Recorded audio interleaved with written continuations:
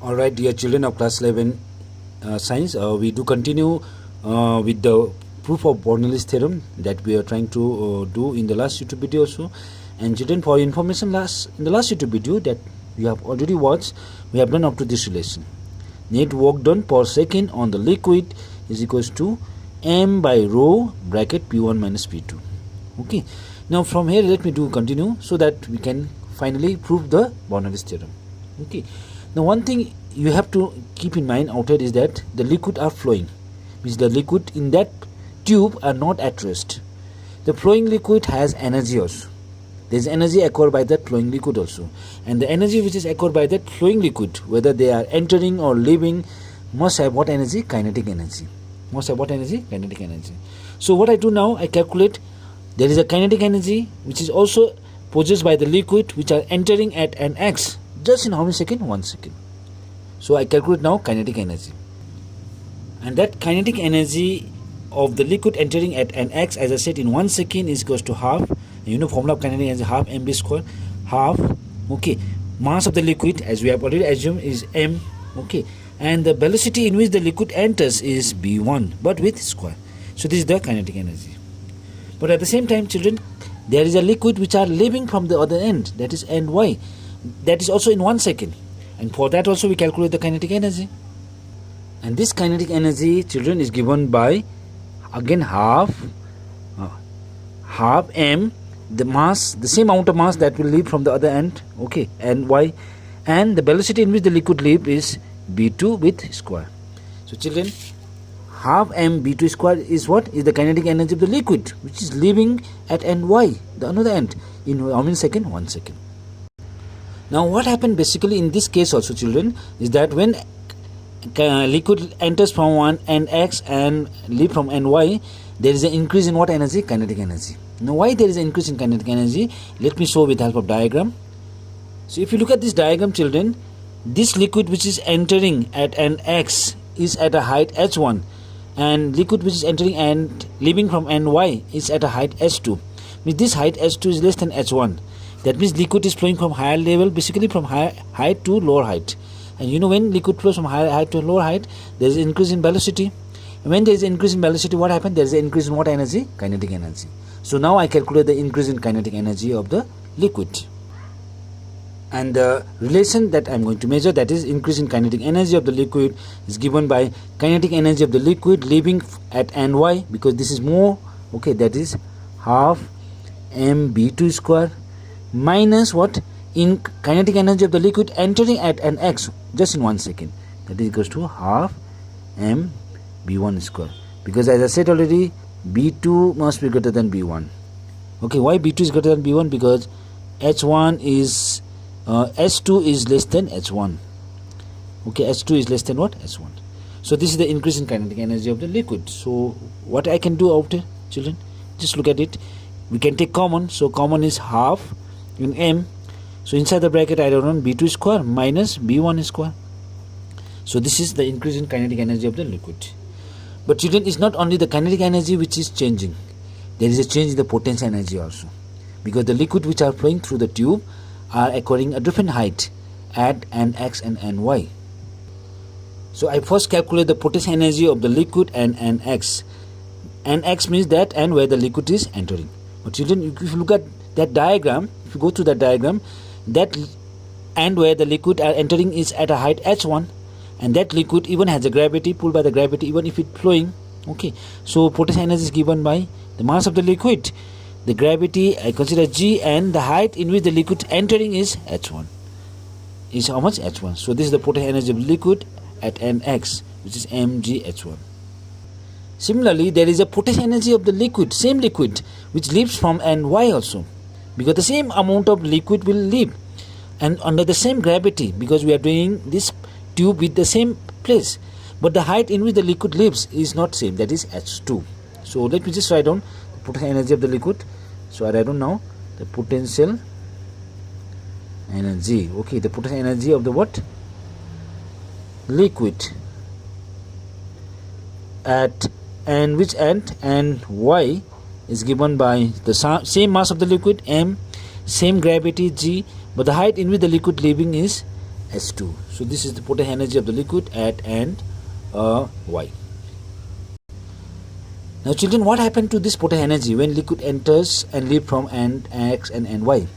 There is a decrease in potential energy because height decreases, because H1 is greater than H2. So when height decreases, potential energy also decreases. So what I do, I calculate decrease in what energy? Potential energy. Decrease in potential energy. Okay, potential energy of the liquid. And the decrease in potential energy of the liquid is given by initial potential energy, that is mgH1, minus final potential energy, which is mgH2, because H1 is greater than H2. So still in this case also we can take common, mg is common, so inside the bracket H1 minus H2. Now children, under this case there is a net increase in the energy of the liquid, because there is increase in kinetic energy and there is a decrease in potential energy. Means in the flowing liquid, kinetic energy is increasing, potential energy is decreasing, but kinetic energy increasing is more than potential energy which is decreasing. So what I do, I calculate the net energy which is increasing of the liquid, and that net increase in energy of the liquid can be calculated as increase in kinetic energy minus decrease in potential energy. And it is given by increase in kinetic energy, we have already calculated, okay, that is half m, it is b2 square minus b1 square. See, this is one of the relation that I have already done. Increase in kinetic energy, this one, see, increase in kinetic energy of the liquid is half m b2 square minus b1 square, minus decrease in potential energy means this one, that's why it is mg h1 minus what, h2. But this increase, net increase in energy of the liquid is actually due to the what, the work done on the liquid. Work done on the what? Liquid. Net work done on the liquid. And that work done we have already calculated. This work done has already calculated. And children, for information, the net work done we have already calculated. See, net work done per second on the liquid is this much. See, m by rho p1 minus p2. So this work done actually equals to the increase, net increase in energy of the liquid. Now let me substitute the value. Now net increase in energy of the liquid is how much? Half m, okay, b2 square minus what, b1 square minus mg h1 minus h2 equals to, now net work done as you have done already is m by rho, and this is p1 minus p2. So I have just substituted the value on both sides of the equation. Now in this expression, if you see, there is common. The common on the left hand side is m, and that m will cancel with m in the right hand side. So children, I can cancel this way also, m and m cancel out, because if I take common and cancel that, m also cancel out. Okay, now let me further simplify this expression, and the expression will be now 1 by 2 in the left hand side, b2 square minus b1 square bracket minus g bracket h1 minus h2 equals to p1 minus p2 bracket 1 by rho. Okay, now let me just open the bracket on the left hand side. It will be 1 by 2 b2 square minus, so this half again I multiply with this one, it will be 1 by 2 b1 square minus, okay, let me open this bracket also, it will be g into h1, minus into minus is plus, g into h2. Okay, now I can write down the same, this is p1 minus p2 divided by what, rho. Okay, now this rho, now we can multiply with the left hand side, each term of the left hand side.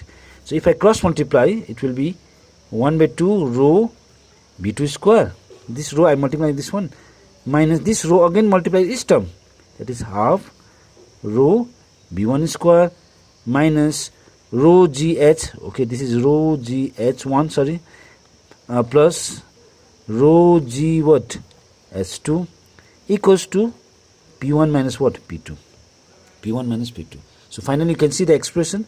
I write this p1 minus p2 on the left hand side, which is same, p1 minus p2, okay, is equals to, I write this first term 1 by 2 rho b2 square, okay, I write this one first, then after I write on this one, so it's already there, minus 1 by 2 rho b1 square, okay, then after I'm writing this quantity, minus what, minus rho g what, h1, and then after I write on rho g what, h2. That means the same thing, same expression which is on the left hand side, right hand side, I just interchange only. Now what I do, I collect one terms in the left hand side and two terms in the right hand side. So means I write down P1 is already there. Now this I'll bring in the left hand side. It will be plus half rho B1 square. Then again I'll take this in the left hand side. So minus rho G H1 become plus rho G H1 equals to, now this three terms is taken in the left hand side. So on the right hand side I collect all the second terms, that means two terms. So minus P2 I'll take in the right hand side, means P2 plus now this is already positive, that I write on half rho B2 square. Now we have last one, that is plus rho GH S2, sorry. So the same expression I just rearrange, writing one term in the left hand side and two terms in the right hand side, which means this is the pressure energy per unit volume, this is the kinetic energy per unit volume, this is the potential energy per unit volume at an x. Similarly, this is the pressure energy per unit volume, this is the kinetic energy per unit volume, and pressure energy, potential energy per unit volume at an y. That means all the energy per unit volume at an x and y is same, which means I write down P plus 1 by 2 rho B square plus rho GH, the pressure energy per unit volume, the kinetic energy per unit volume, and the potential energy per unit volume throughout the wire, throughout the tube in which the liquid is flowing is constant. Flowing is what? Constant. And this is actually the mathematical expression of what?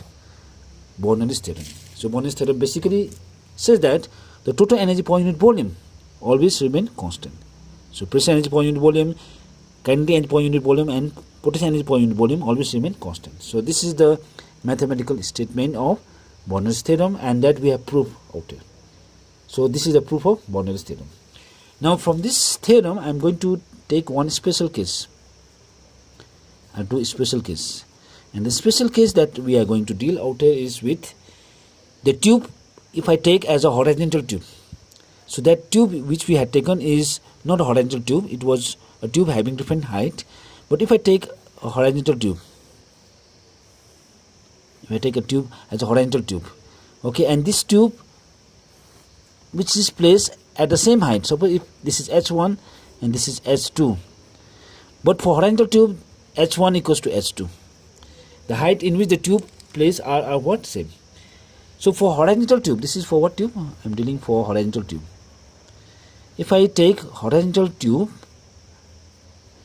then H1 equals to H2. So when H1 equals to H2, then what happened? This potential energy per unit volume will remain cancel. This will cancel out, because if H1 equals to H2 on both the sides, then this quantity will cancel out. So what? Which two energy will only remain conserved in this case? Pressure energy per unit volume and kinetic energy per unit volume will always remain conserved in this point, which means I write down P1 plus half rho B1 square is equals to P2 plus half rho B2 square. Means pressure energy per unit volume plus kinetic energy per unit volume is equals, in both the end remain same, which means I write down P plus half rho, how much? B square remain constant. So this is a special case of Bernoulli's theorem, which we have proved even by taking a tube, a streamline tube, where they are placed horizontal with the surface. That means they are placed horizontal with the surface. So under this case, you see the height acquired by both the end will be same. So when the height is same, then there is no potential energy per unit volume. So only pressure energy per and kinetic energy per unit volume will be conserved. Okay. So this is still the proof of what? Bernoulli's theorem. Thus, in a horizontal streamline motion of the liquid, the sum of pressure energy and kinetic energy per unit volume of the liquid at any point of the liquid, flowing liquid, remain constant. So this is the special case of Bernoulli's theorem. So children, I have explained everything in details about Bernoulli's theorem. The statement we understood, the proof also we did, and this proof and statement both are important for your examination also. So in the next YouTube video, we try to understand the application of Bernoulli's theorem.